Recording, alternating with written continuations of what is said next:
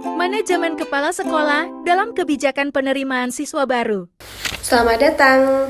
Di sini kita akan membahas aspek manajemen dalam kebijakan penerimaan siswa baru di PAUD. Saya akan menjelaskan 4 fungsi manajemen utama dan pertimbangan penting dalam menyusun kebijakan penerimaan yang efektif dan berkeadilan. Aspek perencanaan dalam PPDB. Mari kita mulai dengan aspek perencanaan. Perencanaan dalam PPDB meliputi penetapan kuota penerima, kriteria usia, dan kesiapan anak, serta penyesuaian dengan kapasitas lembaga. Dalam prakteknya, kepala sekolah mengikuti regulasi pemerintah yang sudah ditetapkan.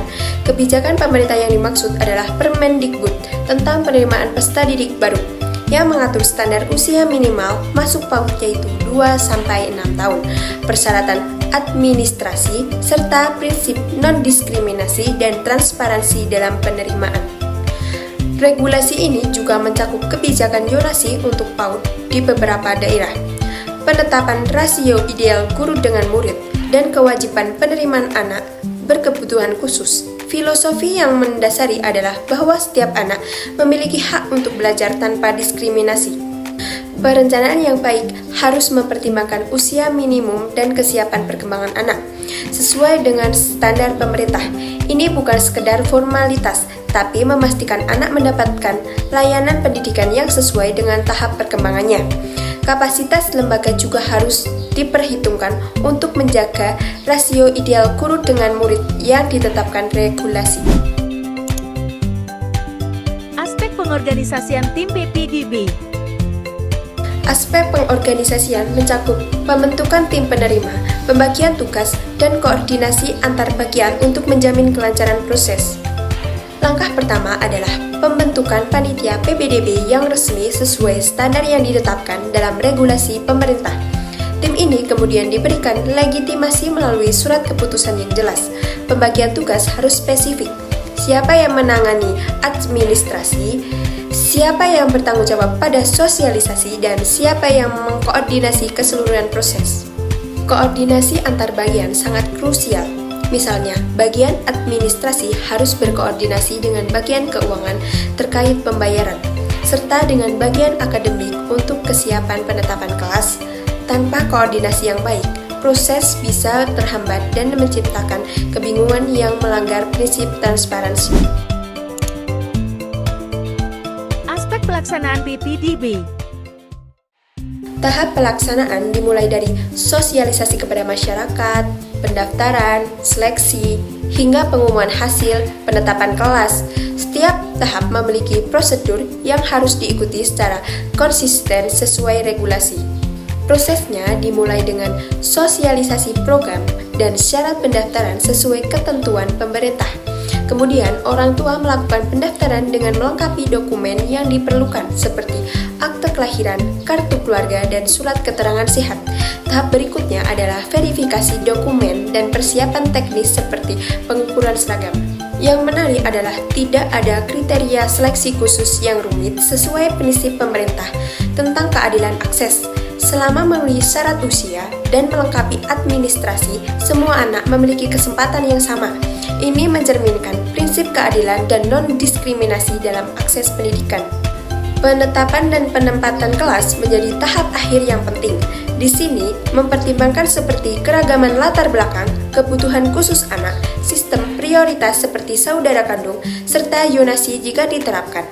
Mulai diterapkan secara bijaksana untuk menciptakan lingkungan belajar yang optimal. Aspek pengawasan dan transparansi PPDB.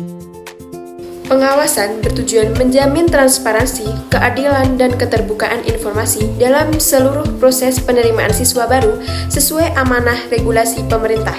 Mekanisme transparansi yang diterapkan sangat sederhana namun efektif. Selama kuota masih tersedia, semua anak memenuhi syarat dapat diterima.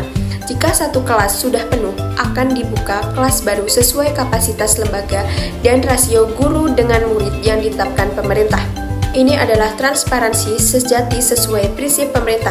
Tidak ada proses seleksi tersembunyi, tidak ada kriteria subjektif yang tidak jelas, dan tidak ada praktek nepotisme. Semua orang tua memiliki akses informasi yang sama tentang proses dan hasil penerimaan. Keterbukaan informasi juga mencakup komunikasi yang jelas tentang biaya, jadwal, dan persyaratan sesuai standar yang ditetapkan. Hal ini membantu orang tua mempersiapkan diri dengan baik dan mengurangi kesalahpahaman. Pengawasan juga melibatkan evaluasi berkala untuk memastikan implementasi kebijakan berjalan sesuai regulasi. Nah, itu tadi 4 aspek manajemen yang saya jelaskan. Namun, dalam prakteknya, ada beberapa pertimbangan khususnya yang perlu diperhatikan untuk memastikan kebijakan PPDB benar-benar efektif dan berkeadilan. Pertimbangan khusus dalam kebijakan PPDB. Ada beberapa pertimbangan khusus yang perlu diperhatikan dalam menyusun kebijakan penerimaan siswa baru sesuai amanah regulasi pemerintah. Pertama, kebijakan inklusif bagi anak berkebutuhan khusus sesuai Permendikbud tentang pendidikan inklusif. Meskipun tidak ada kriteria seleksi khusus, lembaga harus mempersiapkan diri untuk menerima dan melayani anak dengan kebutuhan pembelajaran yang beragam. Ini termasuk dalam aspek penetapan kelas yang harus mempertimbangkan kebutuhan individu. Kedua, sistem prioritas seperti untuk saudara kandung yang sudah bersekolah di lembaga yang sama, atau prioritas zonasi jika diterapkan di daerah tersebut. Ini membantu efisiensi administratif keluarga dan menciptakan kontinuitas dalam lingkungan pembelajaran saat penempatan kelas. Ketiga, fleksibilitas dalam hal pembayaran sesuai prinsip keadilan akses pendidikan. Tantangan yang sering muncul adalah keterlambatan pembayaran dari orang tua. Solusi yang humanis adalah memberikan kelonggaran waktu, menunjukkan bahwa aspek finansial tidak boleh menjadi penghalang akses pendidikan, termasuk dalam proses penempatan kelas. Program orientasi dan evaluasi PPDB. Program orientasi dan adaptasi siswa baru menjadi bagian integral dari kebijakan penerimaan. Program ini disesuaikan dengan panduan kementerian untuk memastikan standar kualitas nasional dan membantu finalisasi penempatan kelas. Orientasi bukan sekedar perkenalan, tapi proses sistematis membantu anak beradaptasi dengan lingkungan baru, termasuk dengan teman sekelas hasil penempatan. Ini mencakup pengenalan fasilitas, rutinitas harian, dan membangun rasa aman serta nyaman di kelas yang telah ditetapkan. Evaluasi kebijakan dilakukan setelah program orientasi selesai, termasuk evaluasi efektivitas penempatan kelas.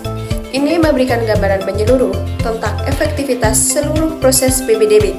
Hasil evaluasi menjadi dasar perbaikan kebijakan untuk periode berikutnya, menciptakan siklus peningkatan kualitas yang berkelanjutan. Manajemen kebijakan penerimaan siswa baru yang efektif memerlukan integrasi keempat fungsi manajemen. Yang pertama, perencanaan yang mengikuti regulasi pemerintah. Kedua, pengorganisasian tim yang solid. Ketiga, pelaksanaan yang transparan, termasuk penempatan kelas yang adil.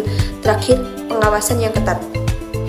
Yang terpenting adalah komitmen pada filosofi regulasi pemerintah bahwa setiap anak berhak mendapatkan pendidikan berkualitas dengan mempertimbangkan aspek inklusif, transparansi, penempatan yang tepat, dan fleksibilitas. Lembaga PAUD dapat menciptakan sistem PPDB yang adil dan berkeadilan. Terima kasih telah menyimak. Semoga informasi ini bermanfaat untuk mengembangkan manajemen PAUD yang lebih baik. Thank you for watching.